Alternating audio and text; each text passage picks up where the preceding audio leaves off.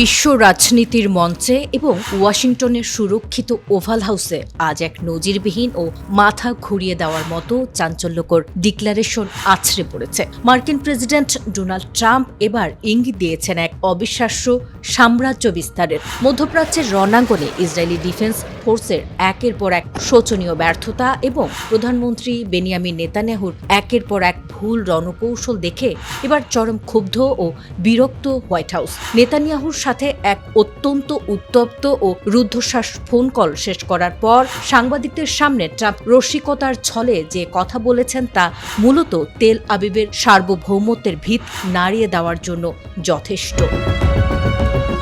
Trump পরিষ্কার আভাস দিয়েছেন, নেতানিয়াহু যদি এভাবে প্রতিটি যুদ্ধক্ষেত্রে ফেল করতে থাকেন এবং হোয়াইট হাউস যা চায় তা এনে দিতে না পারেন, তবে এবার খোদ ইসরায়েল রাষ্ট্রটিকেই নিজের নিয়ন্ত্রণে নিয়ে নেবেন ট্রাম্প। আন্তর্জাতিক সংবাদ মাধ্যমগুলো আজ সকালে নিশ্চিত করেছে, বেনিয়ামিন নেতানিয়াহুর সাথে ডোনাল্ড ট্রাম্পের সাম্প্রতিক ফোনালাপটি মোটেও সুখকর ছিল না। প্রতিটি ফ্রন্টে ইসরায়েলের ক্রমাগত পরাজয় এবং ওয়াশিংটনের বিলিয়ন ডলারের অস্ত্র অপচয় করার জন্য নেতানিয়াহুকে তীব্র জবাবদিহিতার মুখোমুখি হতে হয়েছে।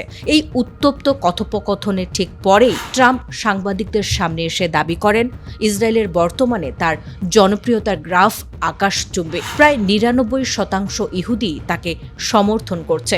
আর এই জনপ্রিয়তার দোহাই দিয়েই ট্রাম্প ঠাট্টার ছলে বলেন, আমেরিকার প্রেসিডেন্সি শেষ করার পর তিনি সরাসরি ইসরায়েলে গিয়ে সেখানকার প্রধানমন্ত্রী পদের জন্য লড়াই করবেন। আপাত দৃষ্টিতে এটিকে কৌতুক মনে হলেও ভূরাজনৈতিক বিশ্লেষকরা বলছেন, নেতানিয়াহু যদি ওয়াশিংটনের শর্ত পূরণে ব্যর্থ হন, তবে ইসরায়েলের শাসনভার পরোক্ষভাবে ট্রাম্প নিজের হাতেই তুলে নেবেন, যার স্পষ্ট ইঙ্গিত এই বক্তব্য। ট্রাম্প বুক ফুলিয়ে সাংবাদিকদের বলেছেন, নেতানিয়াহুকে নিয়ে চিন্তার কিছু নেই। ট্রাম্প তাকে যা করতে বলবেন তিনি ঠিক তাই করতে বাধ্য। ট্রাম্পের এই একটি বাক্যই প্রমাণ করে দেয় যে নেতানিয়াহু এখন স্রেফ ওভাল হাউসের ইশারায় চলা এক রোবট ছাড়া আর কিছুই নয়। যুদ্ধকালীন প্রধানমন্ত্রী হওয়া সত্ত্বেও ইসরায়েলের নিজস্ব রাজনীতিতে নেতানিয়াহু কতটা কোণঠাসা এবং তাদের প্রেসিডেন্ট হারজগ তাকে কতটা খারাপভাবে ট্রিট করছেন সেটি নিয়েও খোলামেলা সমালোচনা করেছেন ট্রাম্প। পেন্টাগন খুব ভালো করেই জানে,